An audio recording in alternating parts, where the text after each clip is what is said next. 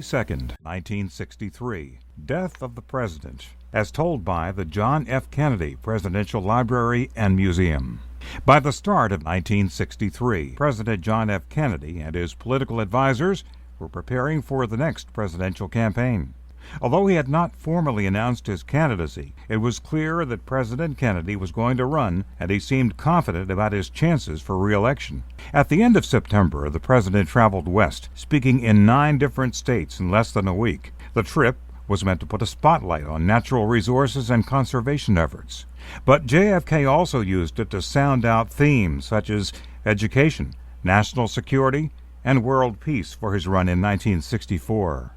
A month later, the president addressed Democratic gatherings in Boston and Philadelphia. Then, on November 12th, he held his first important political planning session for the upcoming election year. At the meeting, JFK stressed the importance of winning Florida and Texas and talked about his plans to visit both states in the next 2 weeks. Mrs. Kennedy would accompany him on the swing through Texas, which would be her first extended public appearance since the loss of their baby Patrick in August. On November 21st, the President and First Lady departed on Air Force One for the 2-day 5-city tour of Texas. President Kennedy was aware that a feud among party leaders in Texas could jeopardize his chances of carrying the state in 1964, and one of his aims for the trip was to bring Democrats together. He also knew that a relatively small but vocal group of extremists was contributing to the political tensions in Texas and would likely make its presence felt, particularly in Dallas, where U.S. Ambassador to the United Nations Adlai Stevenson had been physically attacked a month earlier after making a speech there. Nonetheless, JFK seemed to relish the prospect of leaving Washington, getting out among the people and into the political fray. The first stop was San Antonio, continuing on to Houston, before ending the day in Fort Worth. A light rain was falling on Friday morning, November 22nd. But a crowd of several thousand stood in the parking lot outside the Texas hotel where the Kennedys had spent the night. A platform was set up, and the president, wearing no protection against the weather, came out to make some brief remarks. He went on to talk about the nation's need for being second to none in defense and in space, for continued growth in the economy, and the willingness of citizens of the United States to assume the burdens of leadership. The warmth of the audience response was palpable as the president reached out to shake hands amidst a sea of smiling faces. Back inside the hotel, the president spoke at a breakfast of the Fort Worth Chamber of Commerce, focusing on military preparedness. The presidential party left the hotel and went by motorcade to Carswell Air Force Base for the 13-minute flight to Dallas. Arriving at Love Field, President and Mrs. Kennedy disembarked and immediately walked toward a fence where a crowd of well-wishers had gathered, and they spent several minutes shaking hands. The First Lady received a bouquet of red roses, which she brought with her to the waiting limousine. Governor John Connally and his wife Nellie were already seated in the open convertible as the Kennedys entered and sat behind them. Since it was no longer raining, the plastic bubble top had been left off. Vice President and Mrs. Johnson occupied another car in the motorcade. The procession left the airport and traveled along a 10-mile route that wound through downtown Dallas on the way to the Trade Mart, where the president was scheduled to speak at a luncheon. Crowds of excited people lined the streets and waved to the Kennedys. The car turned off Main Street at Dealey Plaza around 12:30 p.m. As it was passing the Texas School Book Depository, gunfire suddenly reverberated in the plaza. Bullets struck the president's neck and head, and he slumped over toward Mrs. Kennedy. The governor was also hit in the chest. The car sped off to Parkland Memorial Hospital just a few minutes away. If you were listening to the radio that day, this is what you would have heard. Hooray for Hollywood, where you're terrific if you're even good, where anyone at all. We interrupt this program to bring you a special bulletin from ABC Radio. Here is a special bulletin from Dallas, Texas. 3 shots were fired at President Kennedy's motorcade today in downtown Dallas, Texas. This is ABC Radio. To repeat, in Dallas, Texas, 3 shots were fired at President Kennedy's motorcade today. The President now making a 2-day speaking tour of Texas. We're going to stand by for more details on the incident in Dallas. Stay tuned to your ABC station for further details. Now we return you to your regular program. Hooray for Hollywood, where you're... Those watching TV were confronted with a special news bulletin. This is Walter Cronkite in our newsroom, and there has been an attempt, as perhaps you know now, on the life of President Kennedy. He was wounded in an automobile driving from Dallas Airport into downtown Dallas, along with Governor Connolly of Texas. They've been taken to Parkland Hospital there, where their condition is as yet unknown. We have not been told their condition. At Dallas, in the downtown hotel room, a group had been gathered to hear President Kennedy when he was waiting his arrival. Let's switch down there now, where Eddie Barker of KRLD is on the air. As you can imagine, there are many stories that are coming in now as to the actual condition of the president. One is that he is dead. This cannot be confirmed. Another is that Governor Connolly is in the operating room. This we have not confirmed.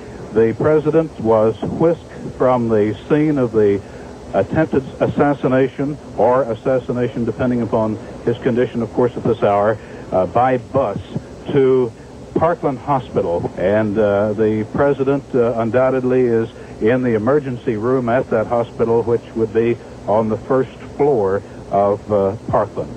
No word as yet. We are awaiting something more official. It is, of course, difficult, certainly, to go on scanty reports. This is Walter Cronkite back at the CBS newsroom in New York. Let's go back to KRLD in Dallas. We do not know what his condition is, but the report is that the president is dead.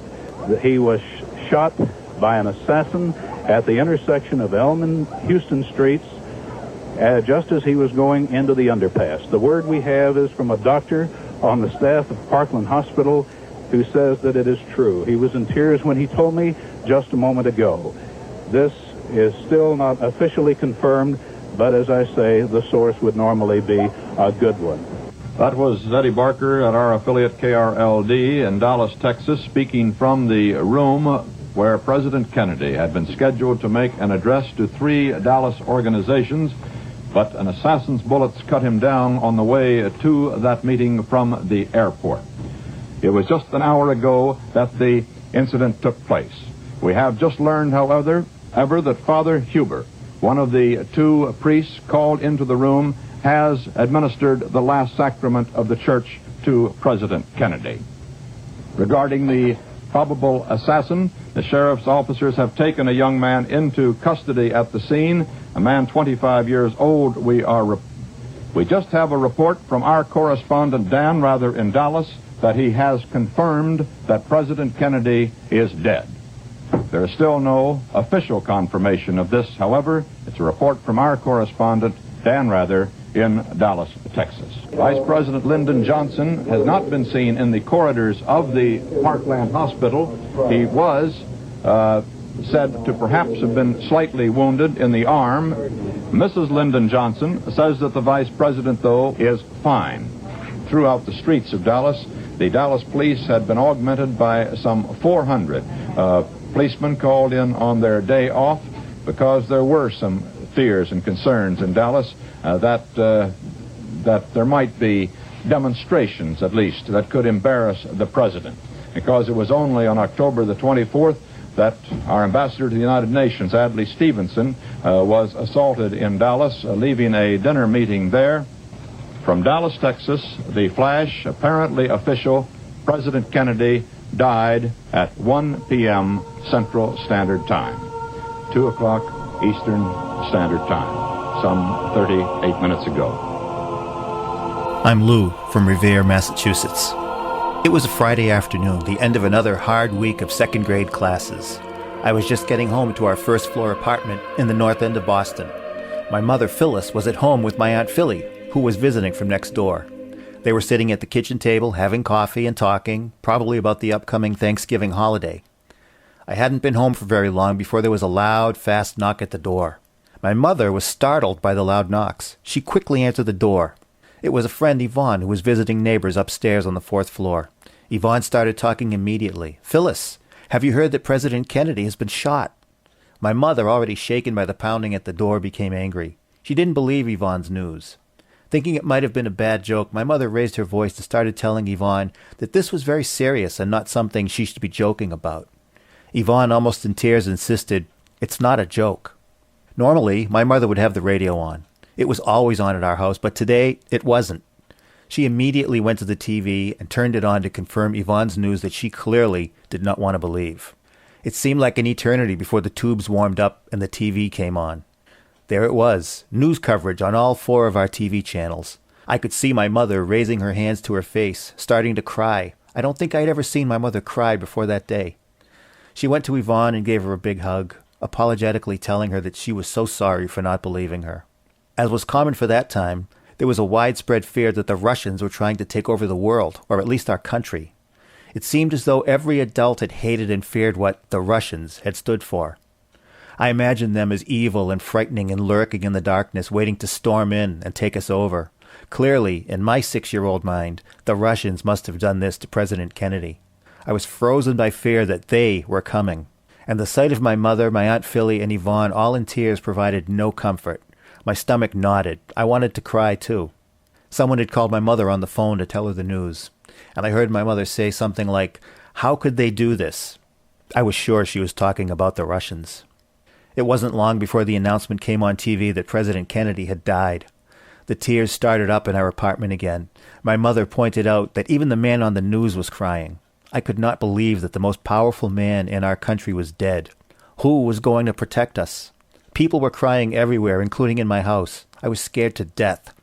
I began counting the minutes and hours before my dad would come home from work. I was also wondering if the next knock at the door was going to be the Russians.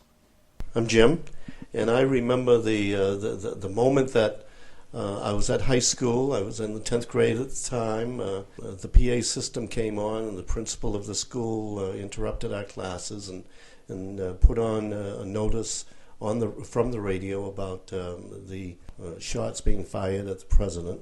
And within about 3 or 4 minutes, it was known that he had been killed. And the principal came back on and told us the buses will be arriving regularly at about 3 o'clock, but we're postponing the rest of the day. You can go home now if you want to walk, or you can wait for the buses.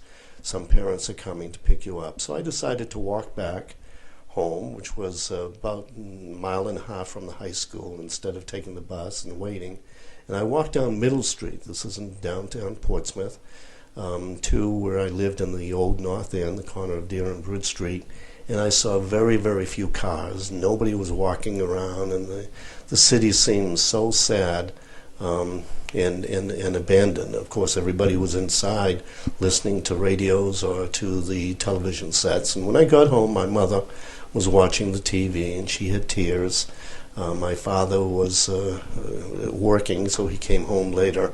My brother came home from college. He had been a student at UNH that night, and for the next 3-4 days we watched TV and saw this horror. My name is Lucy, and I live in Portsmouth, New Hampshire. On that date, I had just started working in a large insurance firm in Sherbrooke, Quebec. My mother called me to tell me President Kennedy had just been shot. I was shocked. It was the first time I was ever aware of anyone in my life being shot. So it was a shock to all of us, even in the province of Quebec. A memory. I remember vividly. I was a 9th grader at Our Lady of the Mount Academy in Gorham, New Hampshire, which is now torn down. The nuns were so happy when JFK won the election, and being Catholic, his picture was all over the school. On the day of his death, we were called to assembly, and the nuns on the way down the stairs were all crying and praying out loud. We all sat in front of the television, black and white, and did the rosary out loud till they announced that he had died from the gunshot. Everyone started to cry. We stayed and prayed till we were dismissed for the day. My name is Barbara. I live in Portsmouth, New Hampshire. On that terrible day, I was 5 years old, not yet in school, and what I remember, my mom turning on the TV, which was a big deal because the TV was never on during the day, and watching the TV in tears. It was literally the first time I saw my mom cry. My name is Jack, and I live in Portsmouth, New Hampshire. I remember the afternoon of November 22nd, 1963 pretty clearly. I was 11 years old, and I was in the 8th grade at the Andover, Mass. Junior High School. The halls were full just after the last bell as students returned to their homerooms to drop off books at their desks when I first heard President Kennedy had been shot. The bus ride home was full of speculation with lots of disbelief, but no facts. When I went into our house, my mother and my grandmother were in front of the TV sobbing, and my mother looked at me and said, "He's dead." That's when the reality and scope of what was happening struck me. The following days were dreamlike, as the news was on all the time, our family spending so much time watching it. Mrs. Kennedy with the blood on her dress at Johnson's swearing in, Oswald being shot by Ruby. I could not help but to think that this would be one of the most historic events of my lifetime. A very sad time. This is Charlie from Portsmouth. I was a senior at Yale, and it was the weekend of the Yale-Harvard football game, otherwise known as The Game. My good friend Jim Bowers and I had invited dates we'd met the preceding summer while traveling throughout the national parks after completing ROTC summer camp at Fort Devens, Massachusetts. My date came from Texas. All four of us were attending my sociology class, which was taught by a first-year instructor. Around 1:45 that Friday afternoon, someone came to the door, called him aside, and whispered something. The instructor came back to the class and said, "I know it's Harvard weekend, and I'm told that pranks are sometimes pulled, but I was just told that President Kennedy has been shot. That's really weird." We thought it was someone's idea of a sick joke, and the class continued on. Only after class was over and we were walking back to the dorm and saw people gather around car radios did we learn what had happened. The Harvard-Yale game was canceled and rescheduled to the following Saturday, but the NFL played as scheduled because, as the commissioner said, that was what the president would have wanted. Back then, television stations would go off the air at midnight, but my recollection is that they stayed on later playing dirges. My date felt extra badly as she was from Texas, and there was a news story circulating that a class of Texas schoolchildren had cheered upon learning the news of the president's assassination. Despite the assassination, we still had a party Saturday night. An instructor who lived near our dorm rooms wrote a letter to the Yale Daily News criticizing our lack of respect. That Sunday evening, I was with my date at Idlewild Airport, now JFK, as she waited to board a return flight to Texas. We were watching sheriff's deputies escort a handcuffed Lee Harvey Oswald on TV when all of a sudden a man, Jack Ruby, stepped out of the crowd and shot him. It happened so quickly, it took a few seconds to my brain to register what had actually happened. A young TV reporter in Dallas covered the assassination and caught the attention of the big shots in New York and went on to achieve national fame. His name? Dan Rather. My name is Lenny, and I live in Portsmouth. I was on the cusp of adolescence, a month away from 12 years old. Irish Catholic, I attended 6th grade at St. Matthew's School. The first Irish Catholic president, John F. Kennedy's portrait, hung on the wall in my classroom, along with that of the popes and, of course, a crucifix. I was only 10 when he was sworn into office in January of 1961. My entire family watched on a grainy black and white TV. We thought him handsome, young, exciting. We memorized his words. Ask not what your country can do for you. Ask what you can do for your country. I'm sure in some way it was the beginning for me of a life of social activism. Shortly after lunch on November 22nd, 1963, our principal, Mother Mary Trinity, opened the classroom door. Her face was ashen. She told us to go home. Our school was being dismissed. Our president had been shot and killed. I had felt fear before. After all, we had lived through the Cuban Missile Crisis. We had practiced hiding under our school desk for shelter when the bomb dropped. But this was a new fear, and one that I did not understand. A girlfriend and I walked home, holding hands and crying together. Overcome, we stopped and sat down on a storm drain, hugging each other, just sobbing. I watched our tears drop to the grate below our feet and create rings in the gray water. I wondered then, would the tears run all the way into the sea? Vice President Lyndon Johnson has left the hospital in Dallas, but we do not know to where he has proceeded. Presumably, he will be taking the oath of office shortly and become the 36th President of the United States. The president's body was brought to Love Field and placed on Air Force One. Before the plane took off, a grim-faced Lyndon B. Johnson stood in the tight, crowded compartment and took the oath of office administered by U.S. District Court Judge Sarah Hughes. The brief ceremony took place at 2:38 p.m. In the 1960s, Pease Air Force Base in Newington was on the front line of the Cold War. A memory from Jim of Portsmouth. I was stationed at Pease Air Force Base. I lived on Richards Avenue. I came home from work on my lunch hour to take my wife to the grocery store, as we had a certificate to get a free turkey for the upcoming holiday because of some snow tire purchases I had made a few days earlier. I never had the radio on in the car at all. I took her home, unloaded the groceries, and headed back to Pease. And as I pulled into the parking area at my workplace, one of my buddies came running out to tell me of the assassination, and nobody could or wanted to believe it.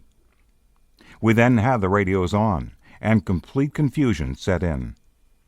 My wife called me right as she heard, and she was crying her eyes out, as we all loved the president.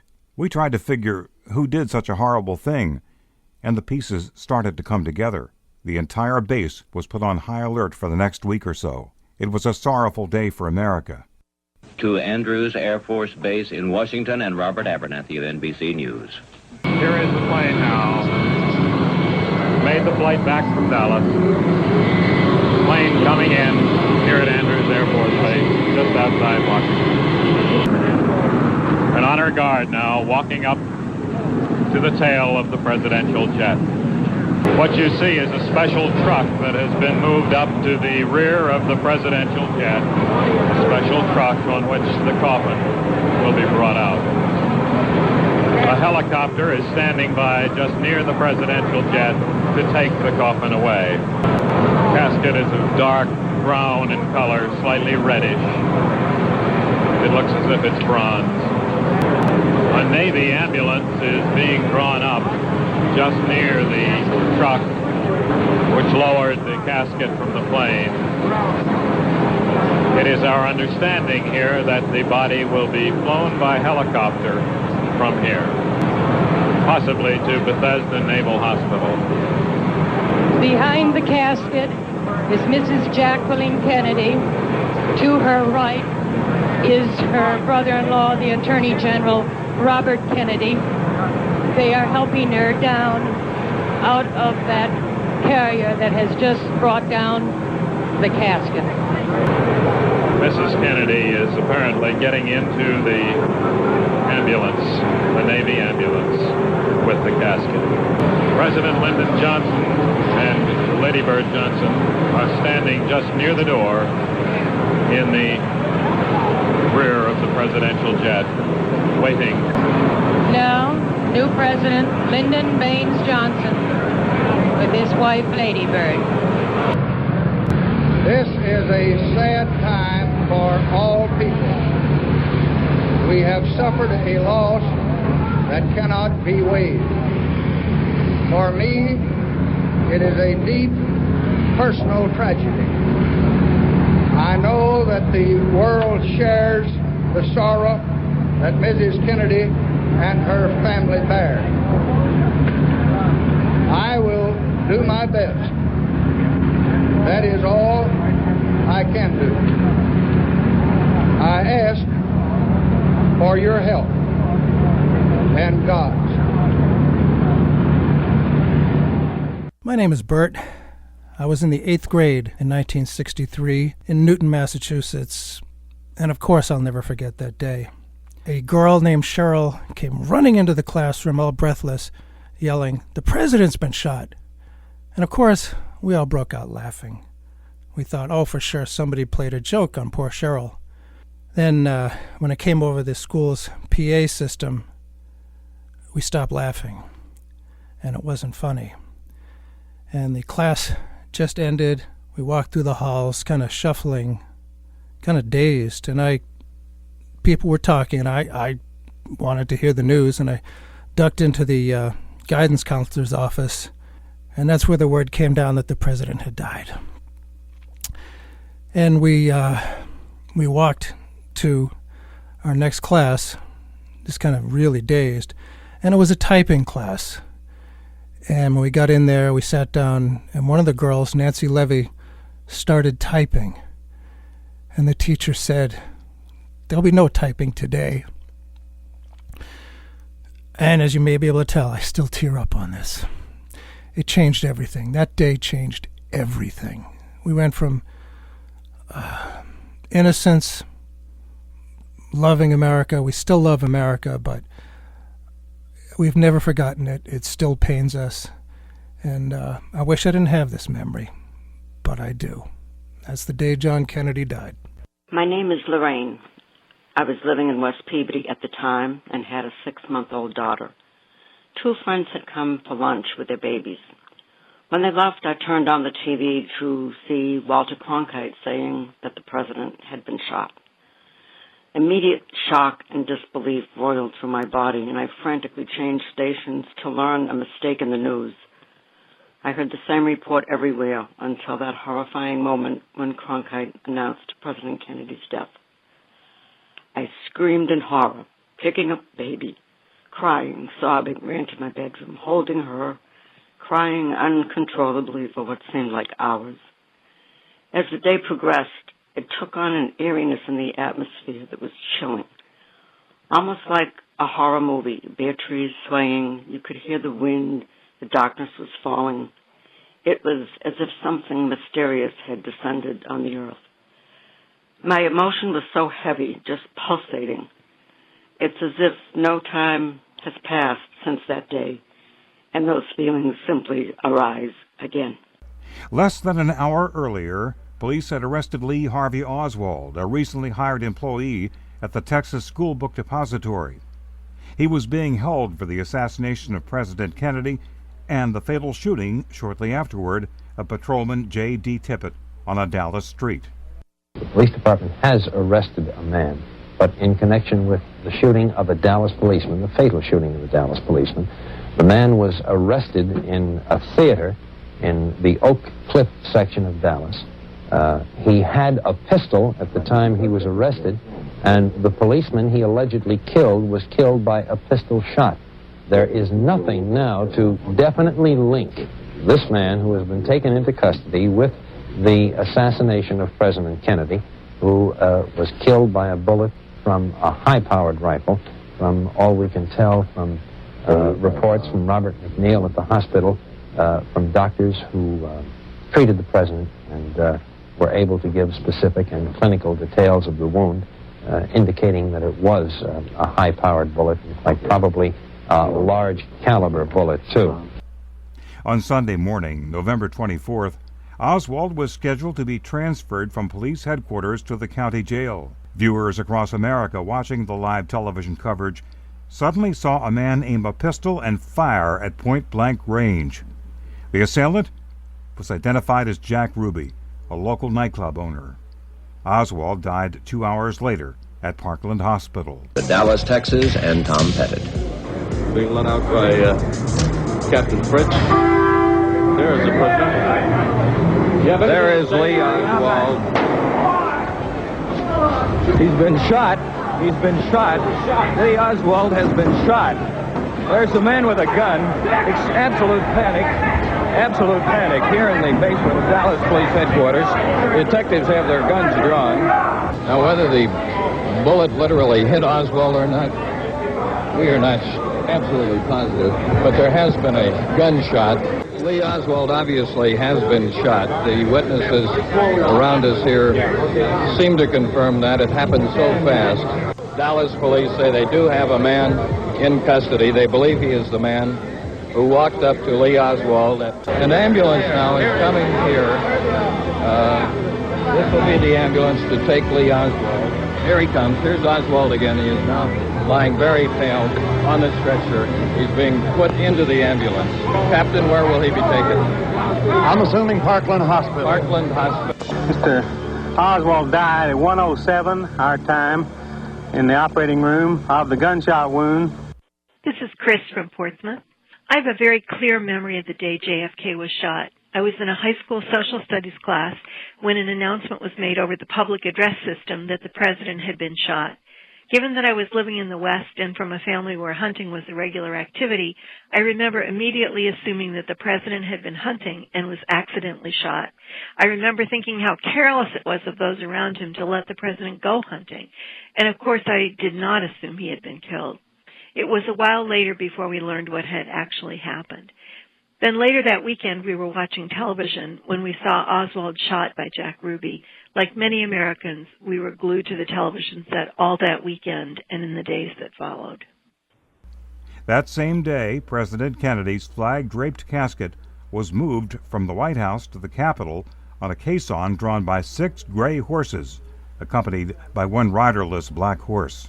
At Mrs. Kennedy's request, the cortege and other ceremonial details were modeled on the funeral of Abraham Lincoln. Crowds lined Pennsylvania Avenue, and many wept openly as the caisson passed. A memory from Jane. I had received a promotion to vice president of our firm, and the president took me to lunch to celebrate.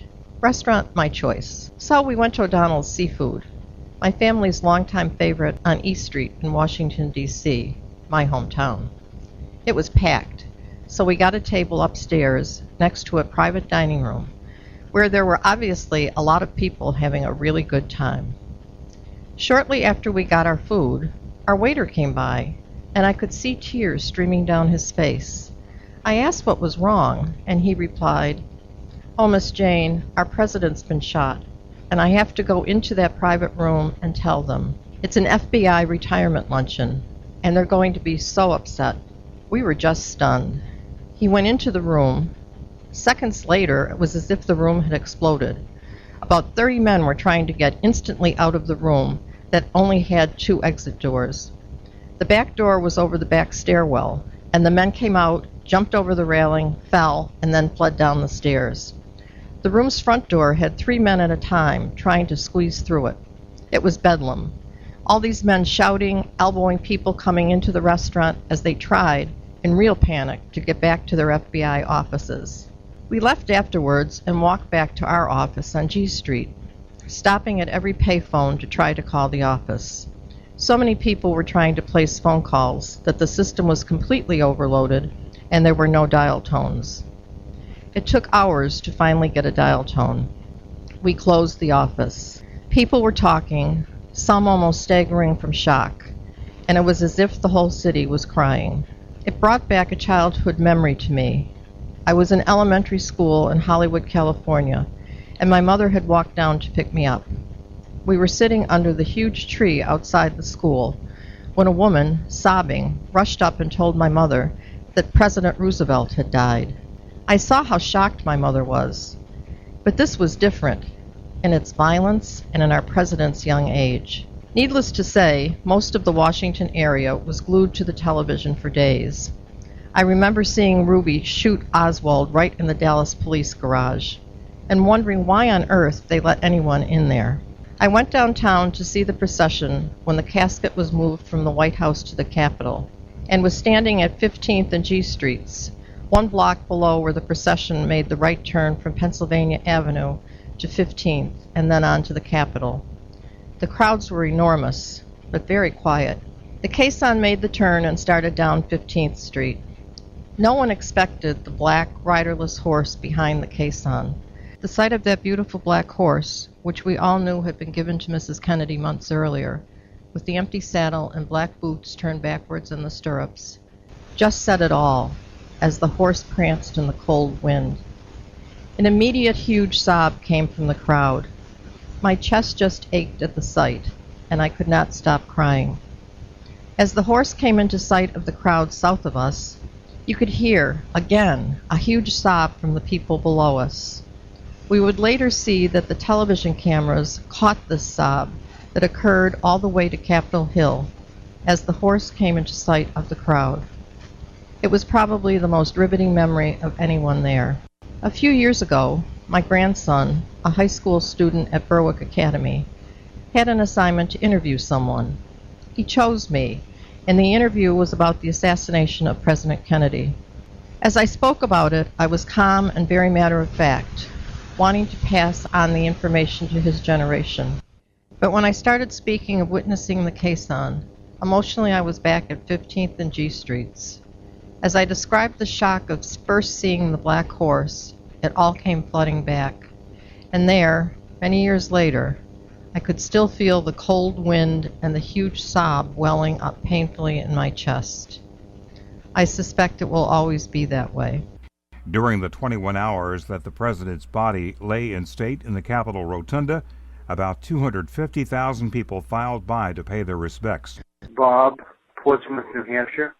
On November 22nd, 1963, I was in the 9th grade at Lawrence High School in Massachusetts. My family had worked with the Kennedy campaigns over the years, and we definitely lived in Kennedy country.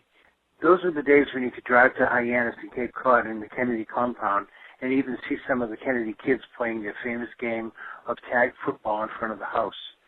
During the election, almost everyone watched the new president take the oath and make his inaugural speech, which was a very happy time.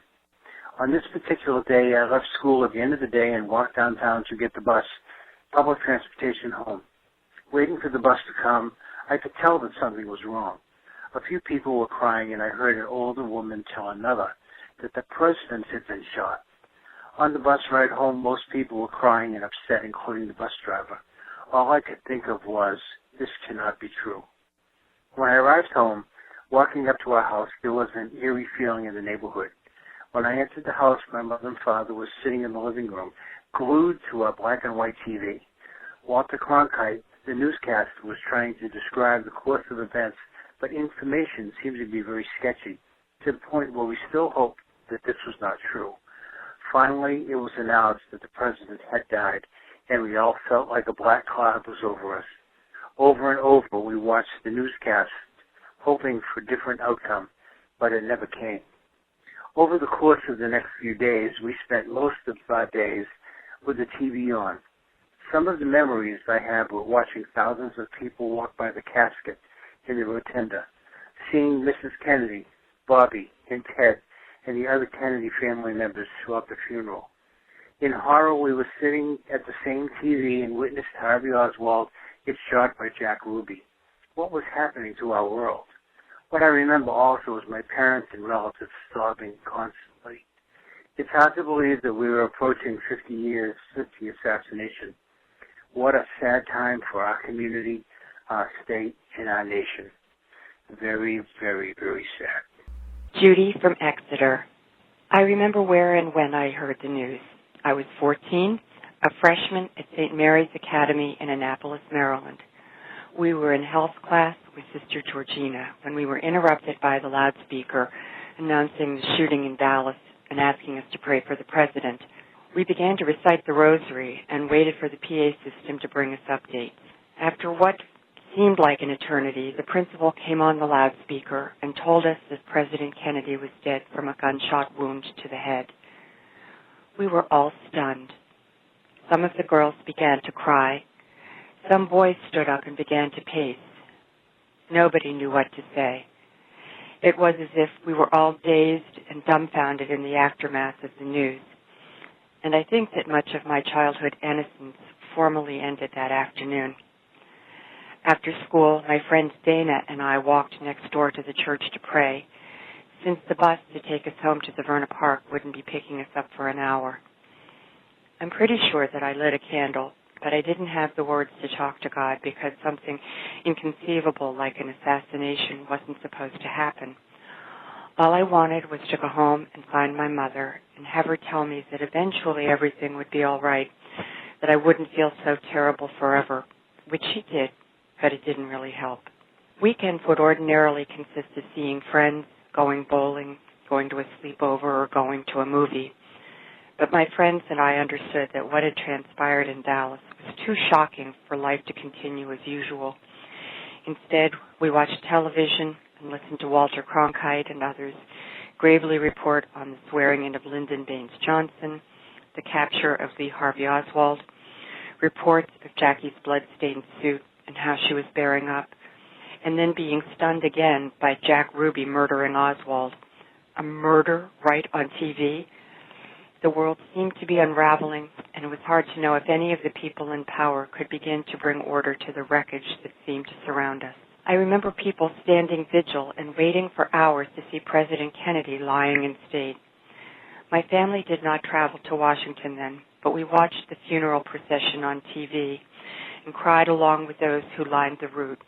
Watching the black horse without a rider struck me powerfully, as did Jackie Kennedy shrouded in black and showing dignity and stoicism in the face of such a calamity. It was a Sunday in the spring that my family went to visit Kennedy's gravesite and saw the eternal flame. Even though several months had passed, we all still had to wait in line to pass in front of it. The notion that it would never go out comforted me somehow, and I finally felt that I'd been able to pay respect. On Monday, November 25, 1963, President Kennedy was laid to rest in Arlington National Cemetery. The funeral was attended by heads of state and representatives from more than 100 countries, with untold millions more watching on television. The great bronze doors to the rotunda of the Capitol have now been closed. The Attorney General, Mrs. Kennedy, and her brother-in-law, Senator Edward Kennedy. Mrs. Kennedy in the veil of heavy mourning, and her two brothers-in-law in formal mourning coats.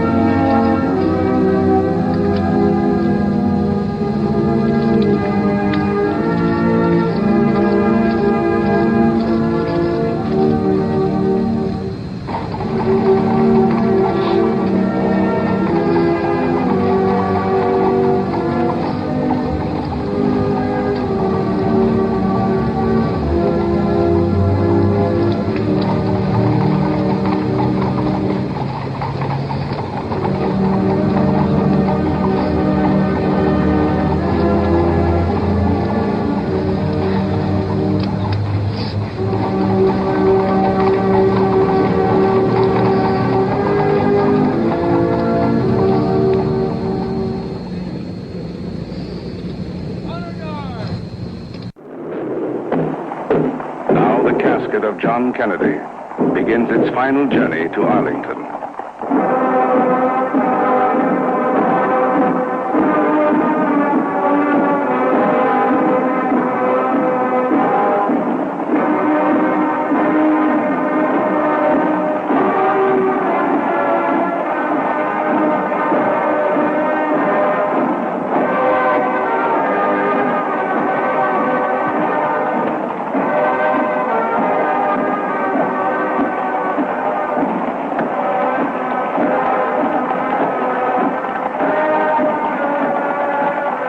Caisson, the line of glistening limousines stretches 3 miles through soundless throngs.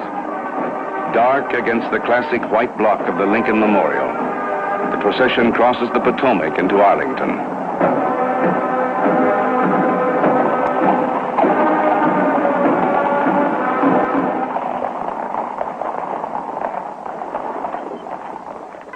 To the gravesite comes death's great retinue of those who shared his life.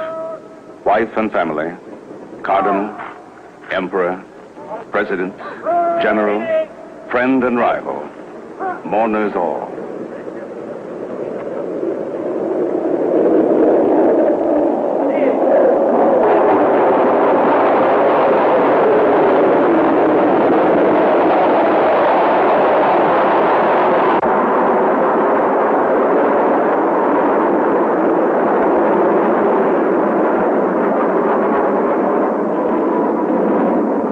Fighter jets for 50 states salute the Commander-in-Chief. And then, Air Force One.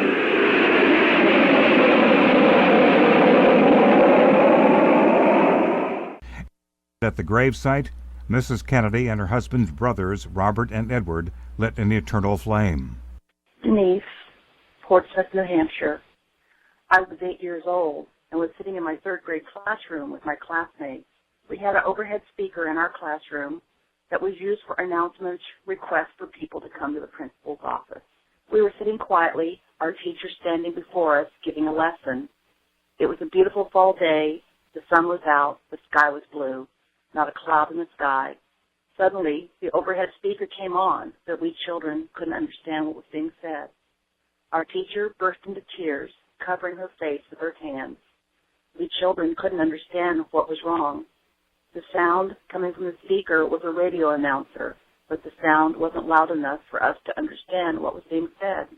Several of my classmates asked our teacher what was wrong. She finally looked up and went to her desk to sit down. The overhead speaker went quiet just as she spoke. She told us that the President of the United States had just been assassinated. I remember we looked around at each other in confusion. One of us asked her, what does assassination mean? She gently explained to us what that word meant and that our president had been shot and killed. We sat there trying to understand what had happened and how our small, insular world had changed. It didn't make sense then to small children. All we knew was we were released from school early and sent home to our parents. I can recall conversations with my classmates as we walked through the hallways, discussing what had happened, who could do such a thing, and why. When I arrived home, my parents were there watching the television.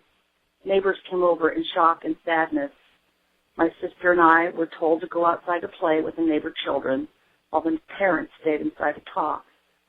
After that day, I can recall images on the television, the live newscasts of Jack Ruby shooting Oswald as they escorted him out, the image of John saluting his father's casket. It's been 50 years now. Our world has certainly changed since that awful day. I did make a promise to myself when I first learned of Mr. Kennedy's grave and the eternal flame. I wanted to go there someday. I did make that trip this year, and it was the closing of the circle for me. I stood there and recalled the day he was killed, and a little girl asking, what does assassination mean? Ready? Hey!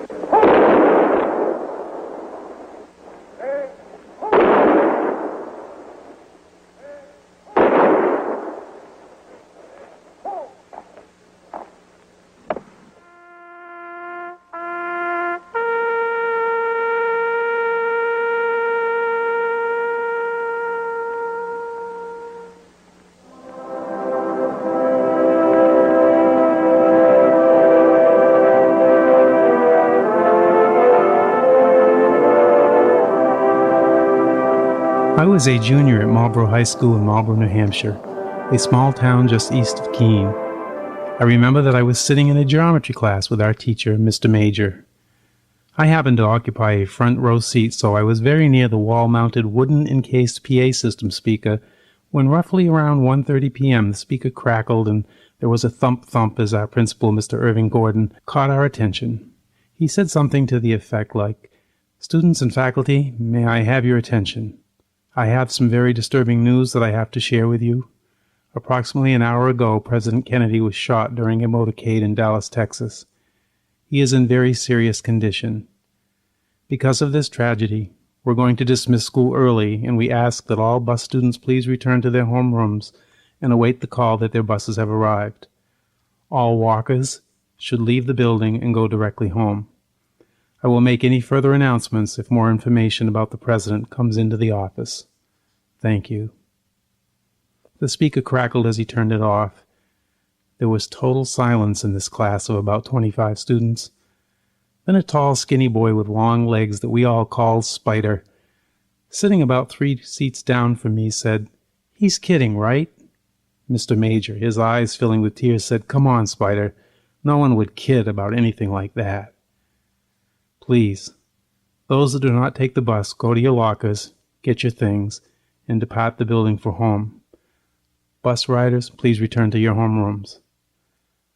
I recall so vividly the fact that no one spoke as we walked down the long corridor and exited the old building that dated back to the early 1900s, and then crossed the street to the newer part of our small high school of about 160 students in grades 7 through 12. There were only 34 kids in my class.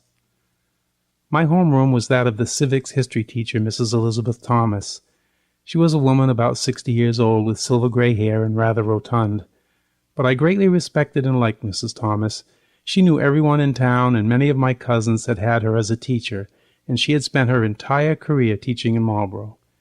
She was the only teacher in the school that had a large 21-inch black and white television on a stand in her classroom. You see, it was 1963, and technology was not the big thing in schools that it is today. She was also a news and political junkie, requiring us to do daily stand-up reports on what the news of the previous night was all about. When I got back to the room, all of the bus students began to sit down as Mrs. Thomas had the television on. She liked CBS, Walter Cronkite. He was someone that I watched very often, as my parents always watched the evening news. It was always Huntley Brinkley or Walter Cronkite. I grew up with him on the radio and television, and I trusted the man a lot. Plus, I had to watch him for Mrs. Thomas's news report sessions. The room was only partially full, as the walk-home students had already left, and we were waiting for the call that our buses had arrived, all three of them. As I mentioned, this was a small school. I remember that those of us in the room had filled the seats in a pattern such that we were all sitting together, and the remaining vacant seats were behind and beside us. It was like we were huddling for protection, supporting one another. We needed the support. When we looked at Mrs. Thomas, she had tears rolling down her cheeks, which she kept dabbing with her hanky. It had a crocheted border, very dainty-looking. I remember that hanky very well. Then Walter Cronkite announced that President Kennedy had been pronounced dead at the Parkland Hospital in Dallas around 1 p.m. Dallas time. Walter Cronkite appeared to choke up and seemed to lose his composure. That just drove home the belief that something really terrible had happened. I remember distinctly him taking off his glasses and sort of looking away from the camera as if he were trying to hide his emotions. Mrs. Thomas openly began crying, and so didn't most of us, yours truly included. It was just all too much to handle. My mother's family, consisting of 5 sisters and a brother, were all brought up Catholic. My grandmother, who lived to be 94 years old, but was only around 70 in 1963, loved, and I mean loved, President John Kennedy. There were photos of him all over her house. She had a very large one of him on the wall over her recliner chair. I later learned that she was watching her usual afternoon soap opera when the news bulletin of the president's assassination came on. She took that photo off the wall and hugged it as she rocked back and forth and cried. Weeks later, many weeks later, that photo went back on the wall and was there until my grandmother passed away in 1987. I lived on a farm at the base of Mount Monadnock. All the way home on the bus, there was not a sound from the high school students. Some of the elementary school kids that were on the bus were laughing and fooling around as usual. They either did not know or, more likely, did not understand what had happened. I remember being rather angry at them, watching them being silly. How could they act like this when the president had just been assassinated? I just couldn't understand it. The next few days were some of the most depressing days of my young adulthood. We were out of school for several days. I remember Jackie Kennedy coming down off the plane with her dress soaked in blood. We did not have color TV, so it was just almost black spots on a light gray background. But it was the president's blood. We were glued to the TV. Once in a while I would go outside to shoot some basketball hoops near the barn. I also would tend some of the sheep that we had and play with my dog, who I called Hey You. I just had to get away from it all. There was a feeling of deep sadness and foreboding.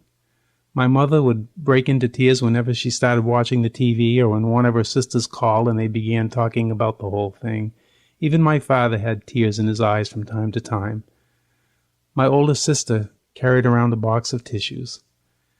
Seeing everyone around me so emotional simply intensified the feelings of sadness that I had all by myself. It was really tough to deal with, and all these years later, it seems like it was all yesterday. 2 days after the assassination, Sunday, November 24th, my mother, like she always did, was cooking a big Sunday dinner. I was watching the TV alone in our living room, and I saw Jack Ruby shoot Lee Harvey Oswald. I yelled to my parents, who were in the kitchen preparing dinner, that someone just shot that Oswald guy. I can't believe it. Someone just shot him on TV for real.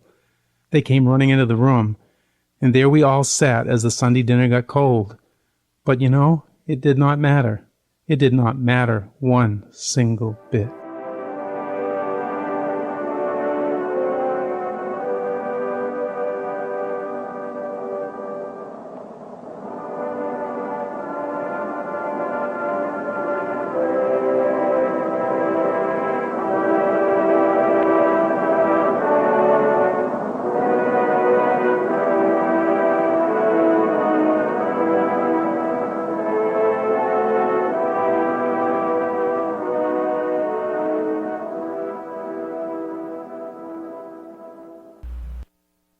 On November 29, 1963, President Lyndon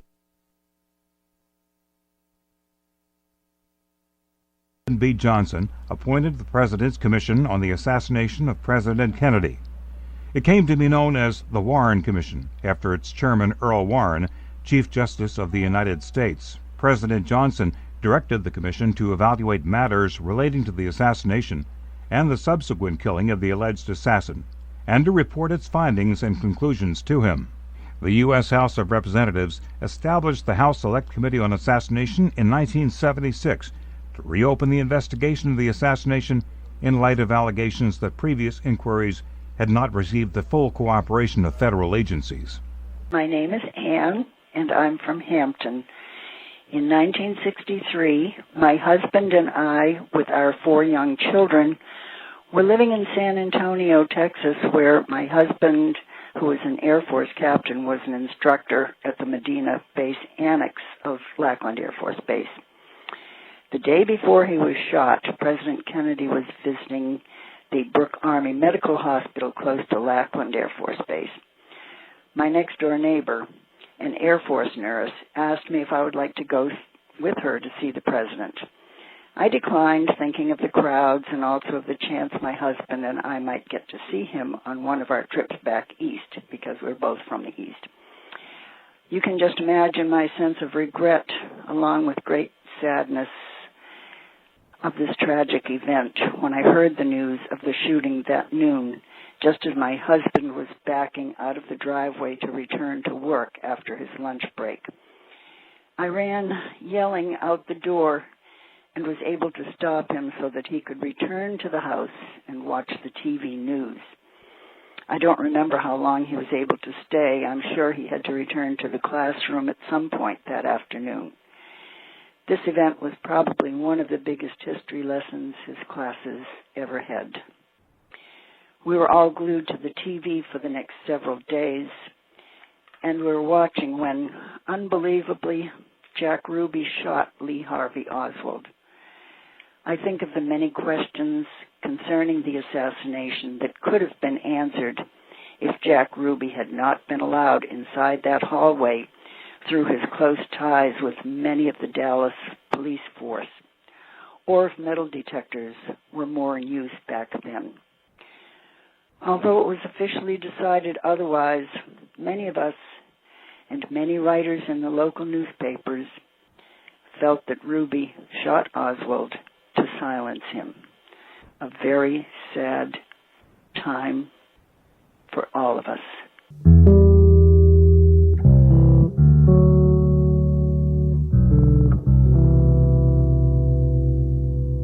I'm Ann Haggart. I'm speaking with David Rohn, author and expert on the assassination of John F. Kennedy.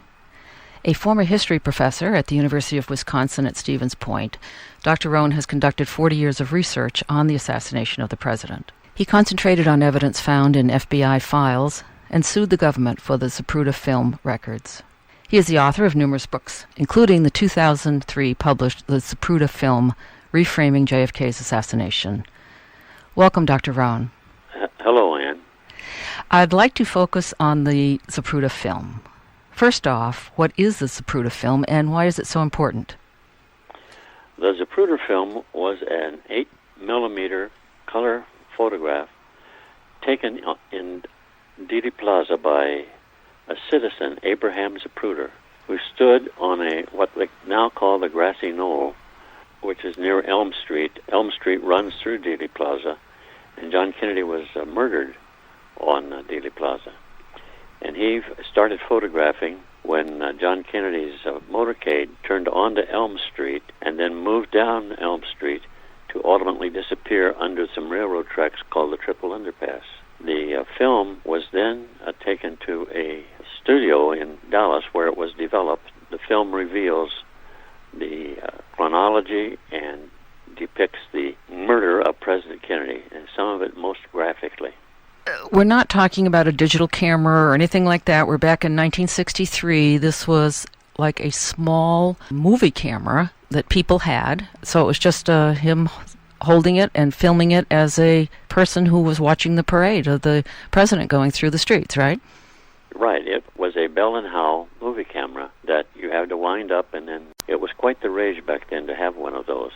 And he stood atop a 4-foot concrete pylon with his secretary, Marilyn Sitzman, who held on to him because he suffered from vertigo. It had a telescopic view, so he was actually the very best witness to the murder of John Kennedy.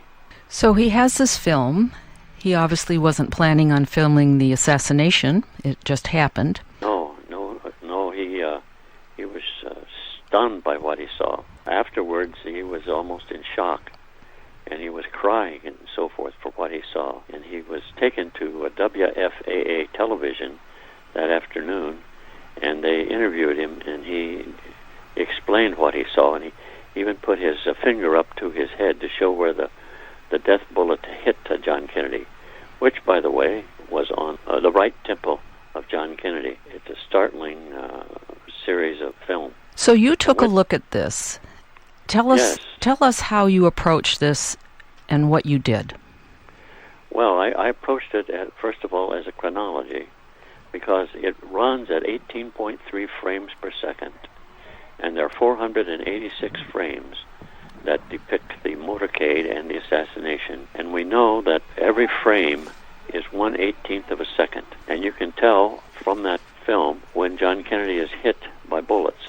Although at around frame 207, 210, 211, there is a street sign that obscures his camera's lens. And so you can tell at frame 236 when John Kennedy is obviously hit, he has his hands to his throat, and the Governor Connolly sitting right in front of him is hit at that frame. Having watched the film myself, I know that everything looks perfectly fine heading into that sign blockage. He comes out of the other end of the sign blockage, which is probably, a second and a half or something, and right. That's when we see something has happened. Yes, it's about a quarter of a second. Wow, it's that quick, huh?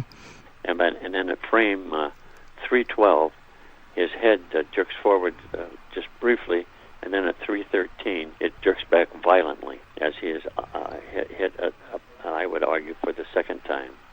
But also, we know from that film that as he watches John Kennedy, before he hits the sign, he sees that John Kennedy has been struck. The reason that's so important is that when the federal officials investigated the assassination with an entity called the Warren Commission, and this is backed by the Secret Service and by the FBI, the first shot fired from the Texas School Book Depository, easternmost window on the 6th floor, where Oswald allegedly lurked and fired, could not have been fired before frame 210 of the Zapruder film.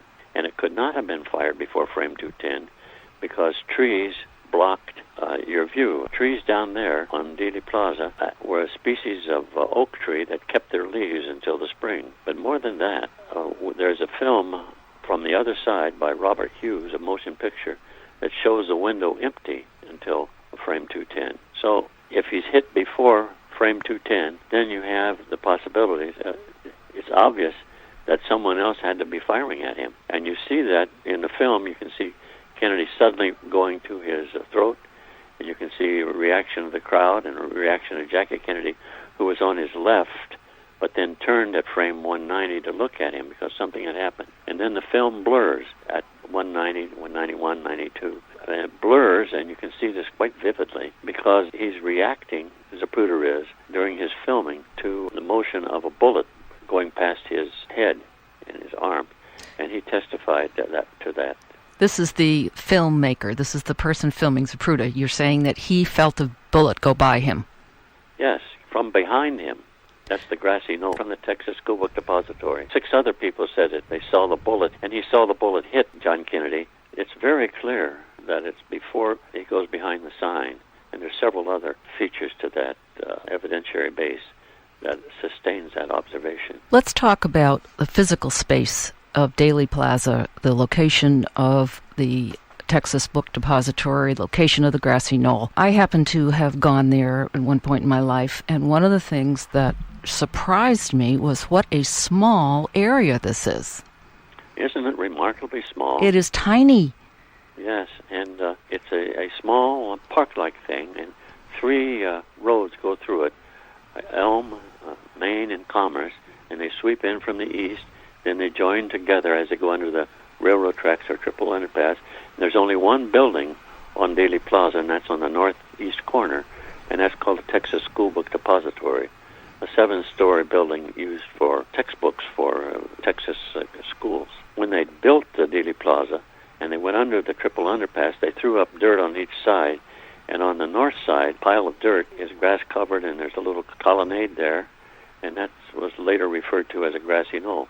There is a duplicate on the left or south side. Features of the street are such that it curves, Elm Street curves in, and then it descends. So you have 2 or 3 directions involved in interpreting the film. There's currently a museum in the old Texas Book Depository building. It's called the 6th Floor Museum, right, which is where Oswald supposedly took his rifle and shot the president.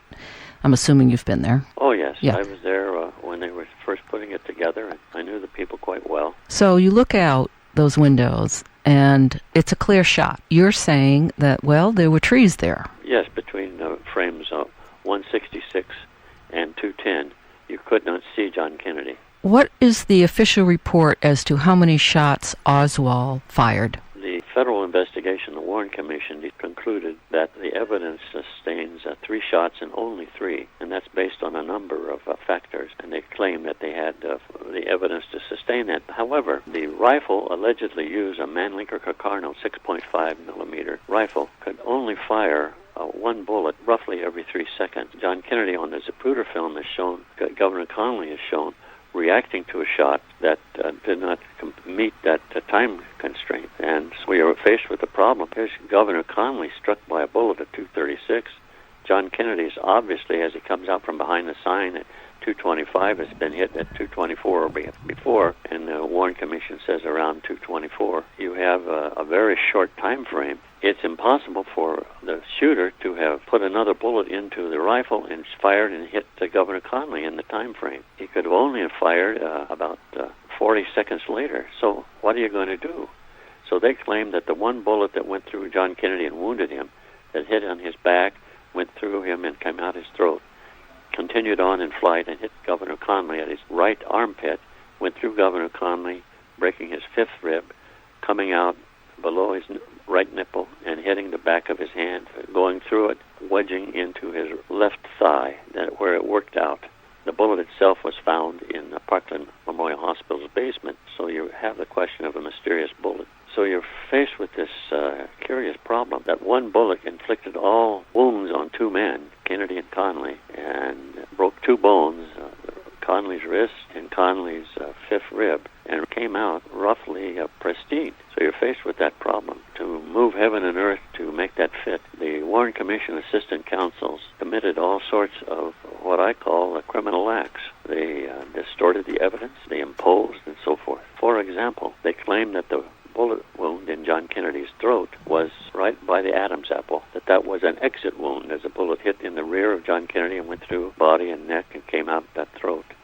And they based that on what? That's based on the autopsy surgeons in the Bethesda Naval Hospital in Washington, D.C., where the 3 surgeons worked on him. But the body had left the morgue when they had telephoned back to Parkland Hospital, where John Kennedy died, and they were told that there was a bullet hole in the front of Kennedy's throat. And so, without having seen it on the body, they inserted that into the autopsy protocol. In other words, it's invented. And the doctors in Parkland Memorial Hospital and the surgical nurses all said it was an entrance wound, which would have been impossible for someone firing from the Texas School Book Depository. Depository to have inflicted. So that's imposed upon the evidence. Just to update our listeners in case they're not overly familiar with this, the Texas Book Depository building where Oswald was with his rifle was behind the motorcade. Yes. The grassy knoll was in front of the motorcade or to the right of the motorcade?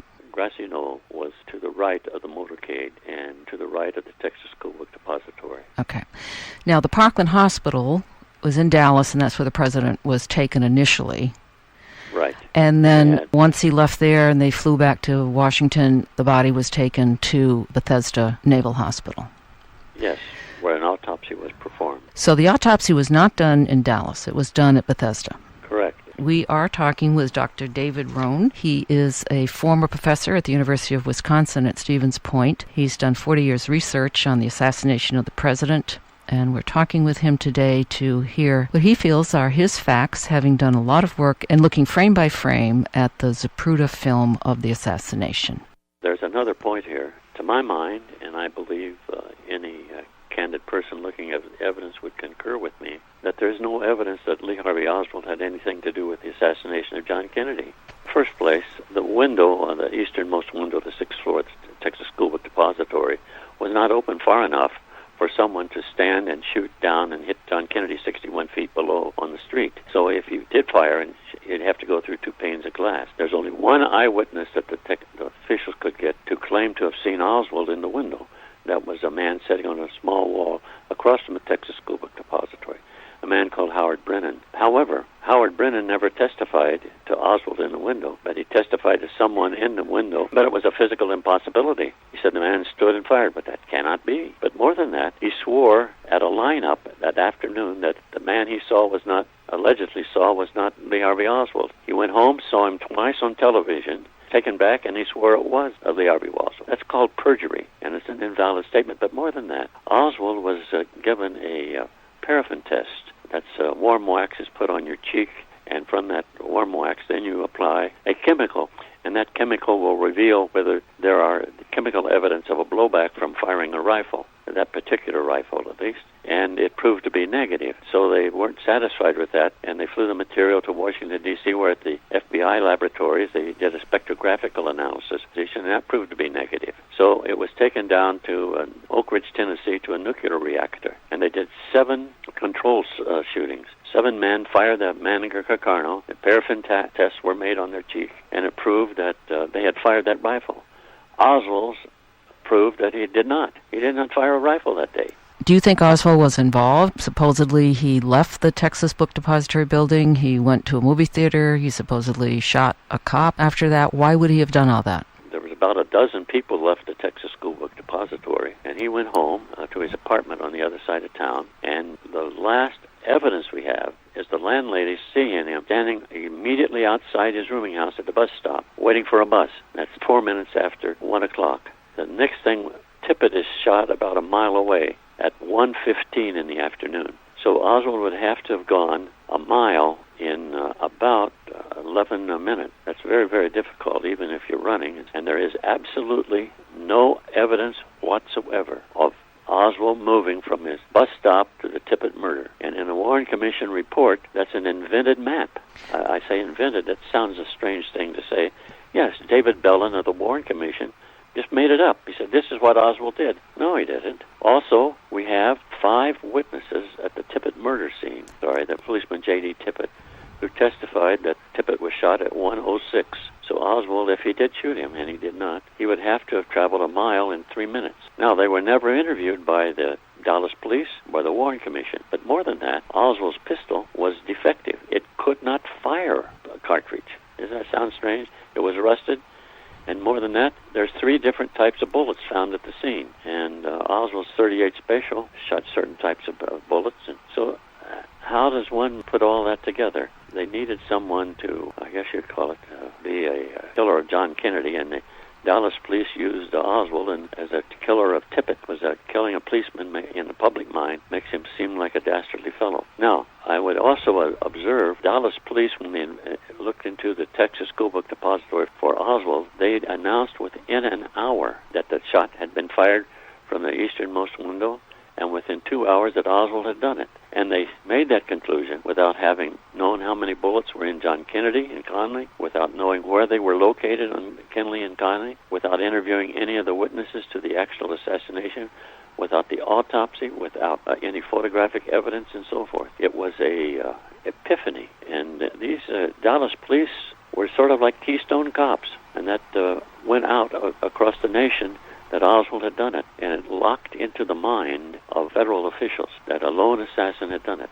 And in the investigation of the assassination, in the records of the Warren Commission, and in those executive minute sessions, these are held privately, and there are several thousand pages, there is not one instance where they considered anybody but Oswald as the lone assassin. And there's nothing in the evidentiary base, FBI, Secret Service, anything else, that they considered anybody but Oswald the assassin. And I maintain that the evidence will not sustain Oswald being the assassin. And further, we know from the background that in August 16, 1962, he became an FBI informant. We also know that the Warren Commission had his intelligence number, which was a different branch of intelligence services, and that number is 110669, and we have that in the Warren Commission records. I maintain that the crime has never really been investigated, and the Zapruder film is an absolute critical instrument to go into this.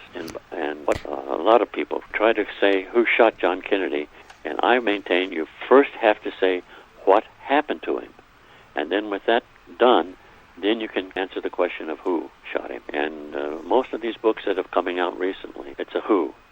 Who did it? Who did it? And rarely will they go into the investigation of the assassination. We're speaking with Dr. David Rohn. He is an author and expert on the assassination of John F. Kennedy, in particular, his examination of the Zapruder film.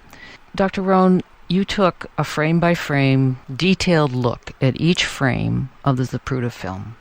Right. And so tell us your actual conclusions. The film shows that John Kennedy was hit around frame 190 before he went behind the sign. Demonstrated that coming out at frame 224 and 5 from behind the sign. Governor Conley in front of him was hit around frame 236. Further, that Conley's wrist, his hand, was not hit until frame roughly a 250, which is an impossible ability for a single bullet to have done that, the bullet that hit Conley in the back and so forth.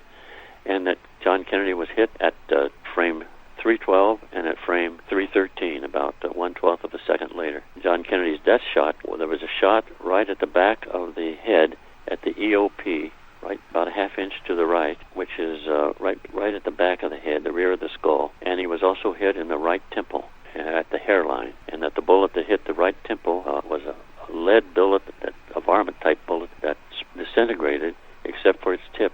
And that tip came out at Kennedy's cowlick, and that the bullet from behind continued through the head and brain and lodged in the behind the right eye. And that the evidence for a shot from the grassy knoll is unbelievably secure. You have 75 people say that bullets came from the grassy knoll, and you only have 31 people that said it came from the Texas School Book Depository. But more than that, the police officers standing on motorcycles right next to John Kennedy, there were two of them. One was 4 feet away, one was 8 feet away, and they both said that the bullet came from the grassy knoll and hit him in the side of the head. And then you also have 4 witnesses. Abraham Zapruder, who took the film, and his secretary said the bullet hit him right at the temple. Then you have 3 witnesses on the grass there who saw it hit. One, Bill Newman, was only 10 feet away. So you have all of those witnesses, you have ballistics, you have the chronology, and you have a study of the x-rays by Dr. Randy Robertson, who is a forensic pathologist, that shows that the crack lines in the skull, which is a very sophisticated and authentic approach by radiologists, show that one shot hit in the back of his head, one shot hit in the front of his head. So you're faced with those extraordinary circumstances, and that's how I look at it. Was to prevent people from saying, well, this is just one more conspiracy theory. The Warren Commission was a distinguished group of people. Earl Warren was the head of the Supreme Court. We even had Gerald Ford on there. Of course, he wasn't president at the time. They met for almost a year. They put out the definitive report. Why isn't that acceptable? Are you saying because of the facts in your interpretation? And if that's the case, why? What is your sense as to why the Warren Commission did not state what you've just stated? Well, in the first place, the official evidence is what I use. And we know that of the 7 members of the Warren Commission, that Earl Warren himself did not believe the report. He announced that on television in 1972. And Richard Russell, from the United States Senator, and John Sherman Cooper, 2 senators on the Warren Commission, they did not subscribe to their own report. Hale Boggs, member of the Warren Commission, he didn't believe it either. And we know that Richard Russell and Sherman held an emergency meeting of the Warren Commission right before the report was to be issued. It was ready to roll on the presses, and they registered a dissent. They said, no, it's not valid. And they wanted their dissent put into the report. And what happened was J. Lee Rankin, who was a chief counsel, he took their dissent and rewrote it. Then that was published in the Warren report as if Russell and Sherman supported it. But more than that, when this was brought to the attention of Russell, who's a very powerful conservative United States senator, that was brought to his attention in 1967 by a responsible critics, he urged the critics to continue the investigation. So why didn't they do it? First place, I only go with the facts, and the facts say this. And if you want motive, this is not in the evidentiary base, and I cannot say. There was a presumption from the very beginning that Oswald did it. It was a presumption based on hearsay and rumor and Keystone Cops, and they went with it. It was easier for the commission to do that than to launch an investigation. What should we do now, 50 years later? What's your suggestion? Well, in the first place is I believe that many people do not believe America is a very strong nation. It sounds strange, doesn't it, to say that? But we're a strong people. We can take it. We can take our lumps and get through it. I think we should admit we failed and come forward that way. But to my mind, the fundamental issue is the failure of our institutional order. The press, the Congress, the lawyers, the medical profession, the historians, they failed us in that time of crisis. That should be understood, and we try to heal ourselves. And so it's America failed itself in the time of crisis. I'm Ann Haggart. We've been speaking with Dr. David Rohn, Kennedy assassination scholar and author of the Zapruder film, Reframing JFK's Assassination. You're listening to WSCA-LP 106.1 FM, Portsmouth Community Radio, Portsmouth, New Hampshire. In November of 1963, I was 14 years old, attending an all-girls school in the lush countryside of northern New Jersey. Housed in an old stone mansion that was once home to a wealthy New York banker, the school was still configured as a home, but it functioned like a school. We gathered in the morning for convocation in the elegant drawing room, hung with dark tapestries and stern portraits, and in the afternoon we gathered there again for high tea with our headmistress. Our school library had been the library of the family who preceded us, and the librarian who presided over these ancient volumes looked as if she was of the same vintage. After convocation, we climbed the wide and dramatic winding staircase upstairs to our classrooms, each of them once a bedroom, some with French doors that opened out onto wrought iron balconies. Our teachers were mostly old ladies who lived on the 3rd floor of the school and who seemed to me like the nuns in Bemelman's classic children's tale, Madeline. There were less than 100 of us girls, divided into the 4 upper classes, and as such, we were very much like one big family. Like siblings, we wore skirts or kilts of a required length, white blouses, knee socks, and Bass-Weegians. When the wealthy banking family owned it, the house was known as Stronghold, though that was not the name of our school. But the name Stronghold remained firmly chiseled into the stone portals at the gates, a fact I am sure the boys who passed by such a place found quite amusing. Through the mist of time, I also find it amusing and quite ironic. However, at the time, I never even thought of what that might mean. In fact, I was oblivious to a lot of things. My parents and grandparents were Eisenhower Republicans, as were most everyone we knew. The election of John Kennedy to the White House had caused quite a stir among them all. A Catholic in the White House? An Irish Catholic? And one with such a possibly notorious background? Rumors of his father's bootlegging lurked. And so young! What on earth could he know? Just 3 years before, we sat as a family to watch his inauguration. I was in awe that Kennedy had invited Robert Frost, to read a poem at the ceremony. If having a poet on the dais had ever been part of this ritual, I didn't know of it and was excited to see the poet I most admired in his heavy, dark overcoat, his plume of white hair flagging, his old hands gripping pages that would not stay still in the cold wind. That is my most distinct memory of that day. Robert Frost, not John F. Kennedy. Still, I thought Kennedy was handsome, and so did my mother. We were divided about Jackie.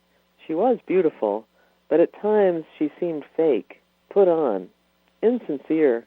My mother, who adored clothes, and I discussed her outfits, her hats, her strange, breathy way of talking, as if she were trying to imitate Marilyn Monroe. Looking back, I'd say we were somewhat fascinated by both of them, their youth, their glamour, their vitality. But to say we approved of them would be to admit that our family had chosen badly. I knew nothing about politics or the way the world worked.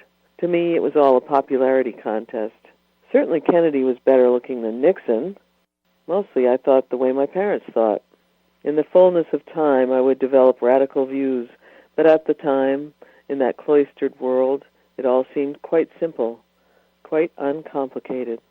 My father had an LP called The Kennedy Family by Vaughn Meader, early political satire, and occasionally we would sit as a family and listen to the whole record, comedic situations and mock conversations between Jack and Jackie, their Boston accents nearly perfectly rendered.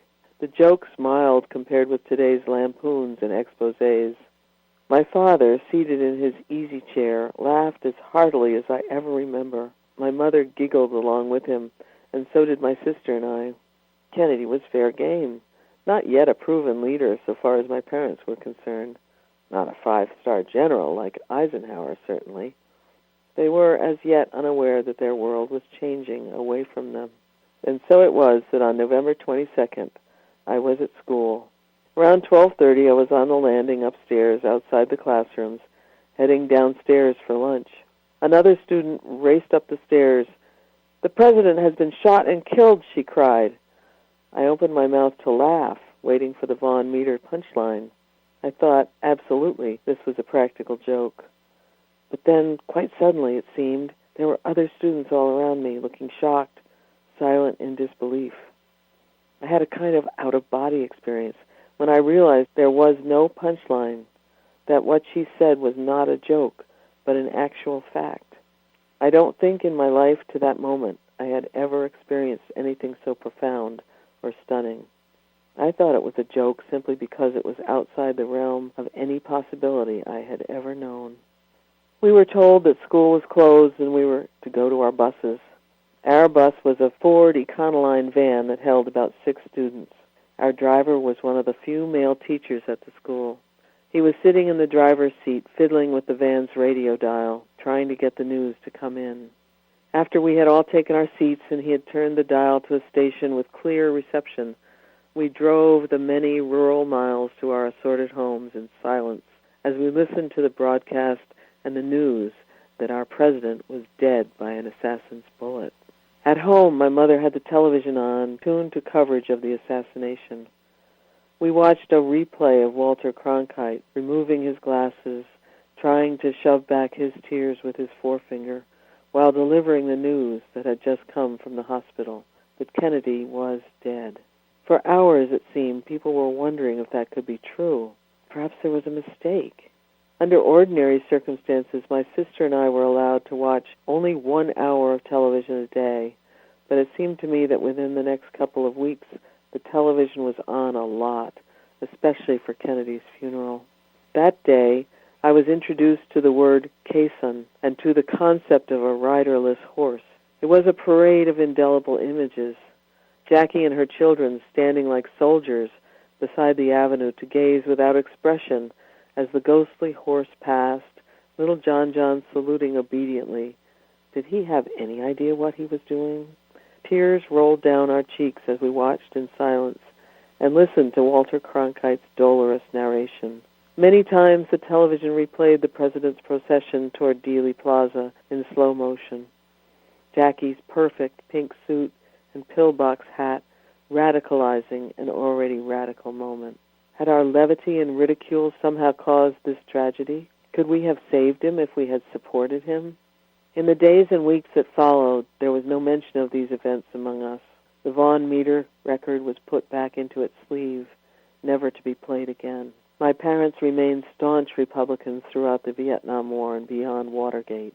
A divide broke open between us as I protested the war while in college, and in the 1970s, while the Watergate hearings played out on television, my new husband and I broke ground in a sloping field in New Hampshire to build an energy self-sufficient house. We paid cash for it and built the entire house, just the two of us. We grew our own food, cut our own cordwood for heat, pumped our water by hand, and lit our house with kerosene lamps. We helped found a food co-op and protested at the gates of nuclear power plants. So far as we were concerned, we were living in a world where politicians could not be trusted to honestly represent us, so we fashioned a life where we had as much control over our life circumstances as we could. I still live in New Hampshire, though my lifestyle has modified considerably. I still grow some of my food and heat my house with wood, but I use electricity without thought, and I have a washer-dryer and a dishwasher, though I try to be conservative. I earn my living as a writer, and I happen to be so fortunate as to live inside of a community which offers a core of trust that the broader world cannot. I am registered as an independent, though I vote most often as a Democrat, and sometimes, if none of the candidates appeal, I don't vote at all. For me, politics is a dangerous game that began back in 1963 with a dark understory hardly ever reported on or acknowledged, thus poorly understood. The game played right on through all the other assassinations that followed and on to 9/11, all of these tragedies taking place on our television screens, making us public witnesses as our American culture mandated change right before our eyes. Of course, the charmed little world in which I lived at Stronghold has been shattered many times over. That would have happened in spite of any assassinations. But then again, maybe not. If those events are what helped to open the doors and let air into the shuttered rooms of my early life, I am grateful. Edie Clark.